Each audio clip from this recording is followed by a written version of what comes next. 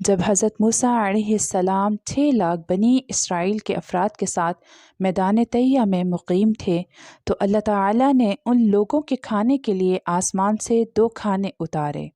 ایک کا نام من اور دوسرے کا نام سلویٰ تھا۔ من بالکل سفید شہد کی طرح ایک حلوہ تھا یا سفید رنگ کی شہد ہی تھی جو روزانہ آسمان سے بارش کی طرح برستی تھی، اور سلویٰ پکی ہوئی بٹیریں تھیں جو دکنی ہوا کے ساتھ آسمان سے نازل ہوا کرتی تھیں۔ اللہ تعالیٰ نے بنی اسرائیل پر اپنی نعمتوں کا شمار کراتے ہوئے قرآن پاک میں ارشاد فرمایا۔ سورہ بقرہ میں اللہ تعالیٰ فرماتے ہیں وَظَلَّلْنَا عَلَيْكُمُ الْغَمَامَ وَأَنزَلْنَا عَلَيْكُمُ الْمَنَّ وَالسَّلْوَىٰ كُلُوا مِن طَيِّبَاتِ مَا رَزَقْنَاكُمْ، اور ہم نے تم کو بادل کا سایہ عطا کیا اور تم پر من و سلویٰ نازل کیا، اور کہا کہ جو پاکیزہ رزق ہم نے تمہیں بخشا ہے کھاؤ اور پیو۔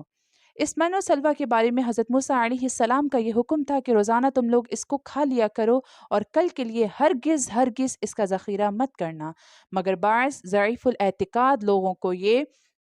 ڈر لگنے لگا کہ اگر کسی دن من و سلویٰ نہ اترا تو ہم لوگ اس بے آب و گیا چٹیل میدان میں بھوکے مر جائیں گے۔ چنانچہ ان لوگوں نے کچھ چھپا کر کل کے لیے رکھ لیا، تو نبی کی نافرمانی سے ایسی نحوست پھیل گئی کہ جو کچھ لوگوں نے کل کے لیے جمع کیا تھا وہ سب سڑ گیا اور آئندہ کے لیے اس کا اترنا بند ہو گیا۔ اس لیے ہمارے پیارے آقا علیہ الصلوۃ والسلام کا ارشاد ہے کہ بنی اسرائیل نہ ہوتے تو نہ کھانا کبھی خراب ہوتا اور نہ گوشت سڑتا۔ کھانے کا خراب ہونا اور گوشت کا سڑنا اسی تاریخ سے شروع ہوا، ورنہ اس سے پہلے نہ کھانا بگڑتا تھا نہ گوشت سڑتا تھا۔